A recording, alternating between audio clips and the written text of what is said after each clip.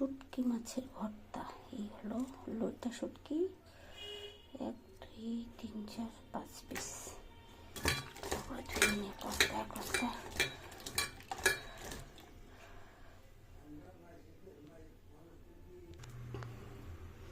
তেল দিয়েছি।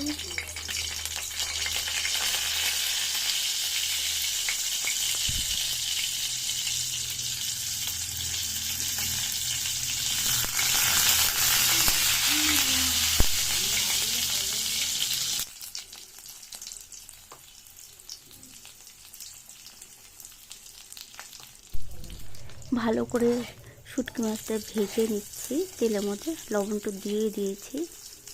একটু উল্টে পাল্টে কড়া করে ভেজে নেব, তাহলে হচ্ছে বাটতে আমার সুবিধা হবে। আর এর মধ্যে দেবো আমি কাঁচা লঙ্কা আর রসুন। তো অলমোস্ট আমার হয়ে গেছে ভাজা। এখন দেবো আমি কাঁচা লঙ্কাগুলো, মুখে ছিটে আসছে, একটুখানি টুকরো করে দিলাম। আর আমি রসুনগুলো দিয়ে দিলাম। জাস্ট এইটুকুনি দেবো কাঁচা লঙ্কা। আর কারো যদি সর্দি কাশি থাকে ওটাও কমে যাবে। ঝাল ঝাল করে বানাবো শুটকি মাছের ভর্তাটা। অনেক দিন ধরে মন চাচ্ছিল আমি একটু শুটকি মাছের ভর্তা খাবো বলে। যাই হোক, একটু ধনে পাতাও দিয়ে দিলাম। একটু ভাজা ভাজা করে নেব ভালো করে। তো ধনে পাতা একটু সুন্দর করে ভাজা ভাজা করতে করতে লবণ ছিল দেখে দেখো তাড়াতাড়ি করে মজে গেছে।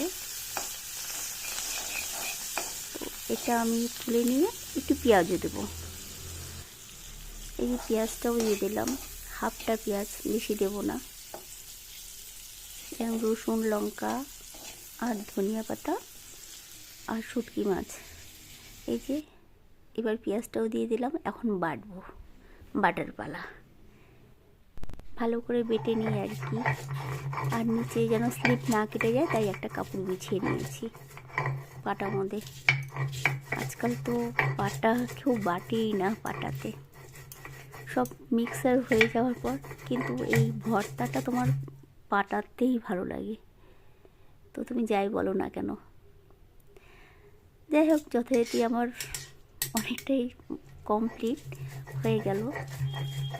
বিশ্বাস করো এত টেস্ট লাগে শুটকি মাছের ভর্তাটা খেতে। গরম গরম ভাত আর ভর্তা, আর কিচ্ছু লাগবে না। একবার আমার কথা মতন তোমরা ট্রাই করে দেখো। যদি ভালো লাগে আমার ভিডিওটা, মুখে জল চলে আসছে বলতে বলতে, এটা লাইক করে দিও আর একটু শেয়ার করে দিও। তো দেখো বাকিটা।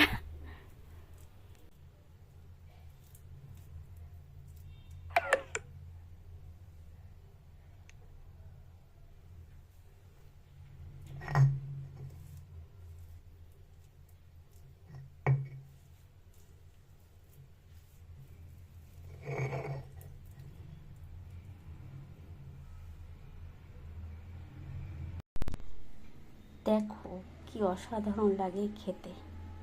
যাই হোক, ছোট্ট একটা ভিডিও তোমাদের সাথে শেয়ার করলাম। চলো লাইক করে দিও।